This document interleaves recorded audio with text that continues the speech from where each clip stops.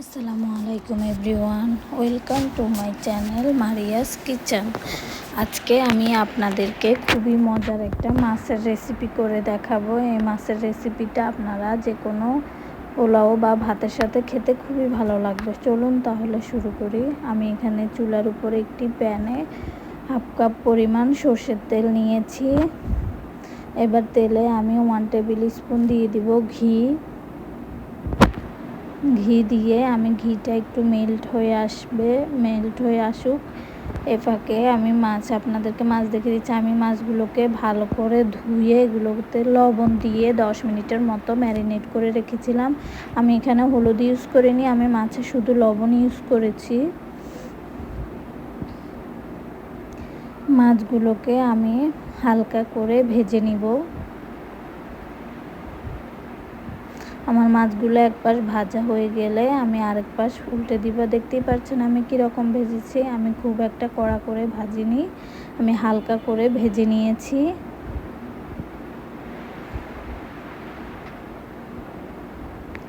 আমার 2-5টা মাছ ভাজা হয়ে গেছে। এবার আমি মাছগুলোকে উঠিয়ে নিব। এবার এই একই তেলে আমি মাছগুলোকে রান্না করব।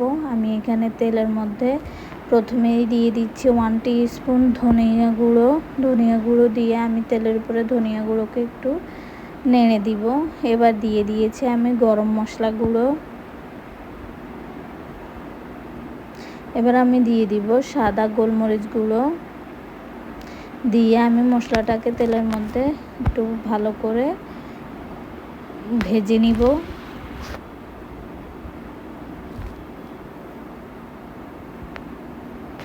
ভেজে নেওয়া হয়ে গেলে আমি এবার এখানে একটা টমেটো কুচি করে দিয়ে দিব।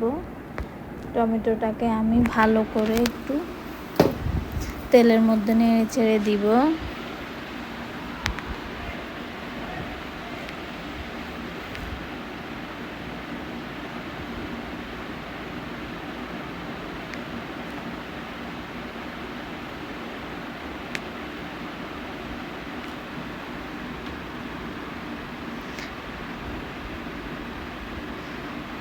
টমেটোটা একটু নরম হয়ে আসা পর্যন্ত আমি টমেটোটাকে তেলের মধ্যে নেড়ে চেড়ে দিব। দেখতেই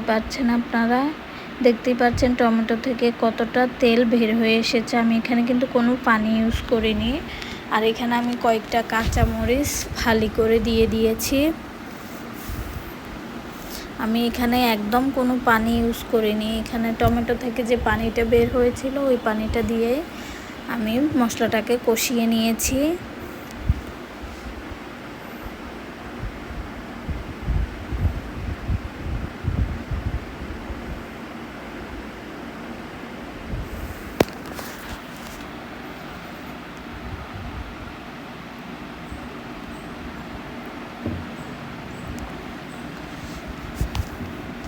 এই যে দেখতে পাচ্ছেন আমি এখানে মশলাটাকে কষিয়ে নিচ্ছি।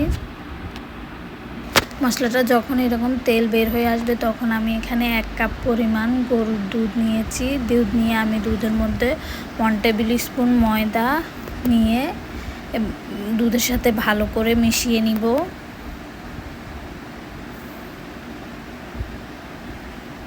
আমি এখানে মিলিমিটারের দুধ নিয়েছি, আপনারা চাইলে আপনারা গুঁড়া দুধকেও এভাবে করে নিতে পারবেন।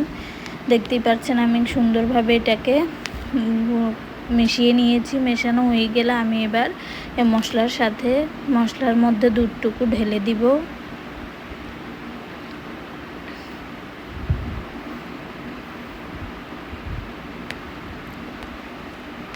এবার দুধটাকে আমি দুধটা দিয়ে আমি মশলাটাকে একটু ভালো করে কষিয়ে নিব।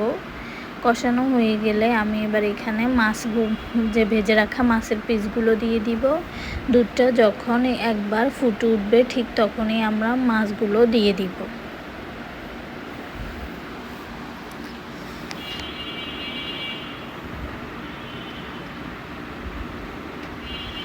আমার মাছগুলো দেওয়া হয়ে গেছে। এবার আমি এখানে একটা ঢাকনা দিয়ে মাছটাকে ফুটিয়ে নিব।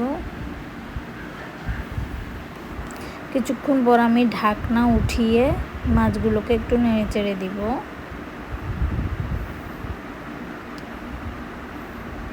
এবার এখানে আমি দিয়ে দিব স্বাদ মতো লবণ। আমি এখানে 3 টিস্পুন লবণ দিয়েছি। লবণ দিয়ে আমি আবার ঢাকনা দিয়ে এগুলোকে 5 মিনিটের মতো রান্না করে নিব।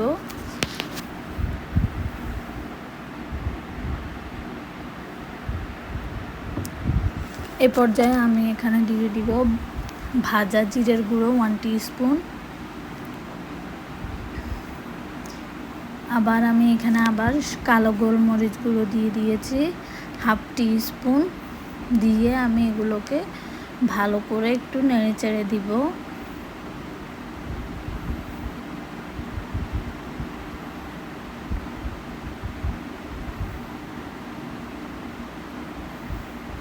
এবার এখানে আমি আরও কয়েকটা গোটা কাঁচামরিচ দিয়ে দিব। দিয়ে আমি ঢাকনা দিয়ে ঢেকে দিব। ঢেকে আমি এগুলোকে প্রায় 10 মিনিটের মতো রান্না করে নিব। 10 মিনিট পর আমি রান্নাটা উল্টিয়ে দিই। 10 মিনিট পর আমি ঢাকনা উল্টে এগুলোকে আবার একটু নেড়ে চেড়ে দিব।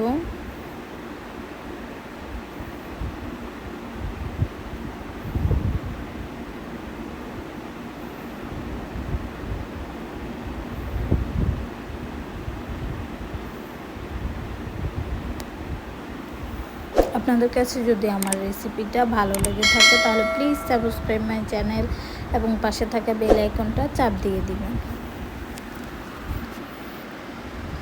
আমি এখানে ঝোলটা আর বেশি শুকাবো না, আপনারা চাইলে আপনারা আরেকটু শুকিয়ে নিতে পারেন। আমি এবার এগুলোকে উঠিয়ে নিব। দেখতেই পাচ্ছেন কতটা সুন্দর দেখা যাচ্ছে। ভালো লাগলে আপনারা একবার ট্রাই করে দেখবেন। আল্লাহ হাফিজ।